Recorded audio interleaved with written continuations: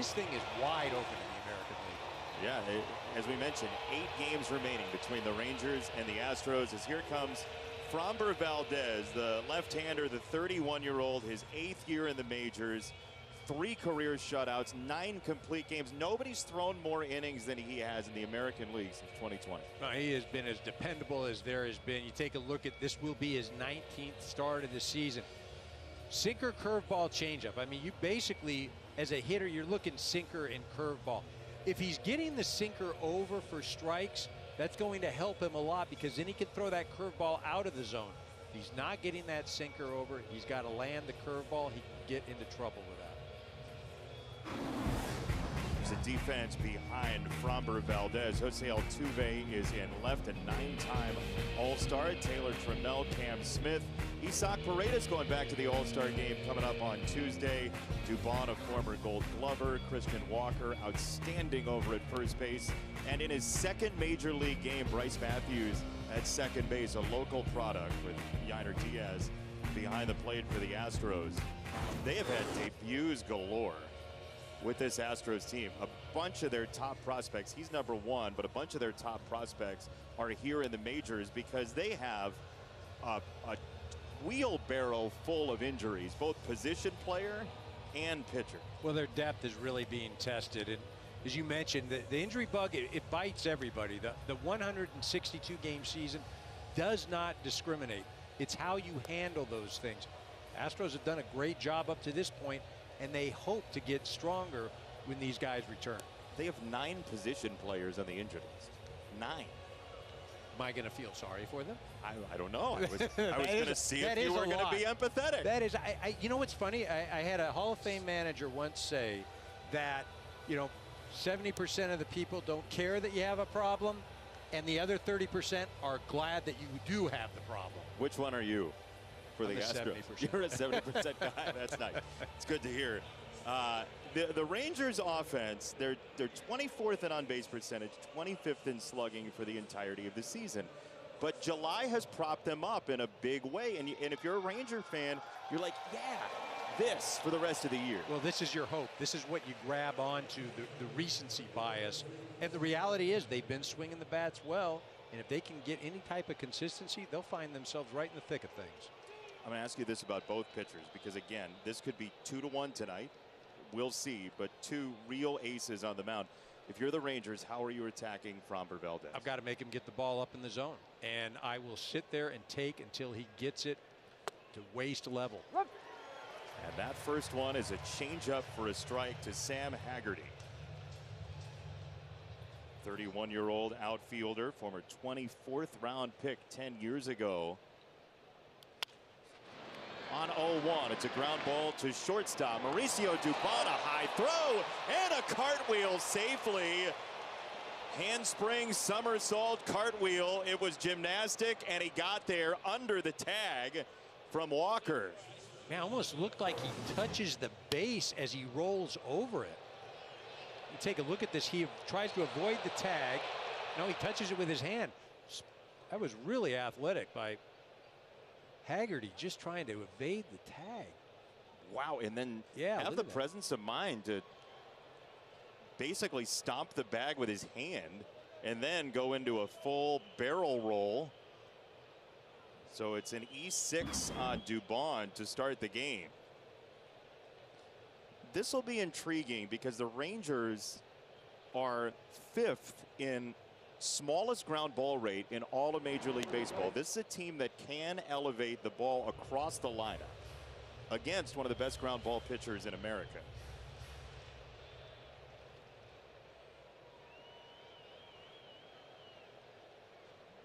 Corey Seager, left on left, and the first pitch is a breaking ball, ball 1.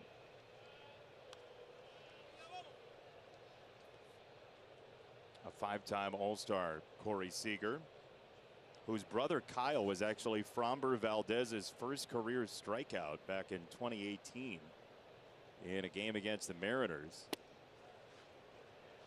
That is a little bit up. 2 balls, no strikes. Phil Cuzzy did not like it. So 2-0 on Seager. Yeah, 61%, 3rd in Major League Baseball in ground ball rate. On 2-0, Seager in the air, left field. Altuve on the move, and he makes the catch for out number 1. So if you're ahead 2-0, what do you try to wipe out of your mind, and how are you attacking there if you're Corey? You're trying to get the ball up in the zone. That one he got it up, but it was a sinker that just had great movement, ran in on Corey's hand. So you've got to push Framber away from you, especially if you're a left-handed hitter. That sinker coming in. 1 on, 1 out, and a snap throw to first is wide. Haggerty darts back. Sam Haggerty is 8 for 10 in stolen bases this year. So the threat is real for a Rangers team that's 4th in baseball in total steals with 88 of them. That ball into right field is a knock for Semien. Haggerty for third. And the Rangers have 2 on with just 1 out here in the first inning. Semien gets a sinker right there. Again, he stays inside the ball, shoots it to right field. You see how that ball runs away. He goes with it. Haggerty, never a doubt. He's got third base on his mind from the get-go. It is amazing that a hitter off that slow motion we saw can track the movement of that ball, which looked like it was coming in toward him for a moment and then leaked away. Ball 1 to Adolis Garcia. Free swinging former All-Star in his own right, Garcia, who's hitting fewer ground balls this year than he ever has in his major league career. That's a called strike. See, that's that pitch right there to the right-hander, the sinker. You almost throw it at the right-hander's hip. You freeze a little bit, and then it works its way over the inner half of the plate.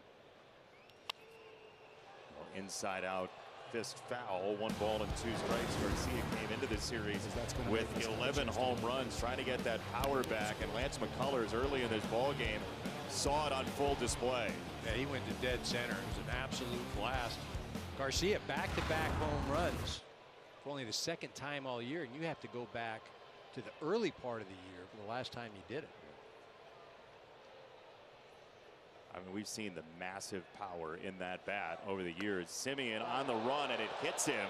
So it's a hit by pitch. Semien was going to steal second. Instead, the bases are loaded with just 1 out. On 1 ball and 2 strikes, Valdez hits Garcia.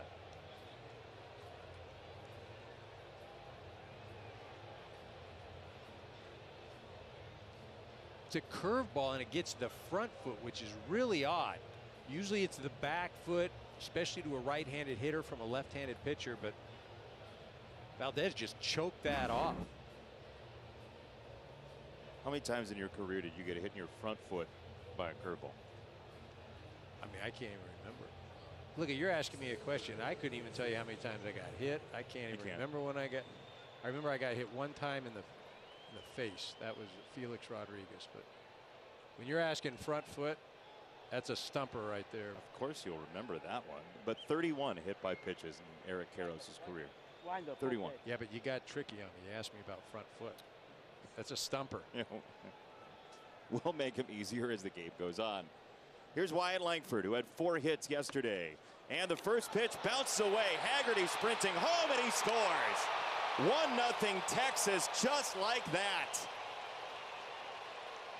What a read by Haggerty on a ball that did not get all that far away from Yainer Diaz. So he just went curveball, and he hits Garcia. Then he comes back with a changeup, and that thing bounces well in front of the plate. Haggerty does a great job, but 2 off-speed pitches don't even make it to home plate. He's found himself in a lot of trouble. He gave up the hit to Semien on one of those sinkers, and he shied away from it since, as there's a curveball dropped in for a strike to Langford. 23-year-old Wyatt Langford with the infield in. Checks his swing, and he went around. Phil Cuzzi rings him up on a nasty curveball. So that was similar to the curveball he threw to Garcia. He maybe got another foot on it, but again, a pitch that can't do anything as a hitter. That ball bounces, and Langford can't hold up.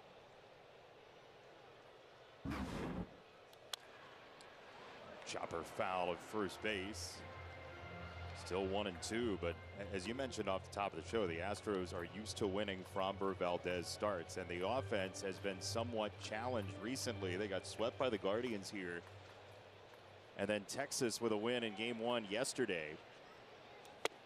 That's a swing and a miss, and that is a dazzling sinker for strikeout number 1 for Framber Valdez tonight. Not much Langford can do in that situation. Valdez just pinpoints this pitch. It's that sinker, and it starts in off the plate, pulls the trigger, and just can't get his hands through. So with 2 out, it's up to Jonah Heim.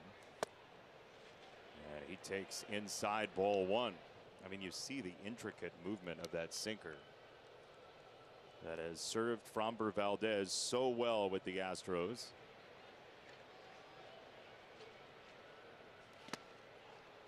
Back to the breaking ball, 2-0.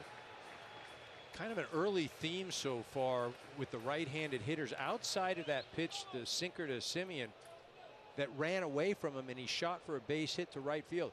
Valdez has been going hard inside, whether it's the sinker, whether it's the curveball. Right back in there, off the glove of Diaz. 3 balls, no strikes on Heim. Second and third, 2 out. 3-0 count. If you get a sinker you like, how you feel about it? I gotta really like it.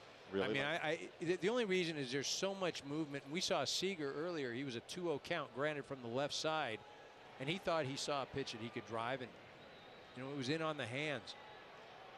With as erratic as Valdez has been so far, I think I got to make him throw a strike here. And he did. It was up in the zone, 3-1. Well, they've got him to 20 pitches, however this inning ends.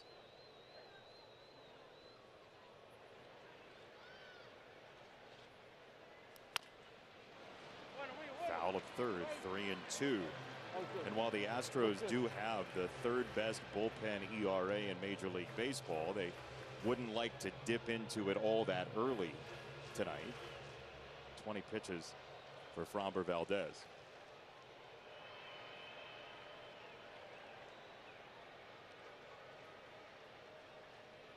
Semien at third, Garcia at second. Called strike 3. He dotted him on the inside corner, and Valdez escapes a treacherous first inning with just 1 run.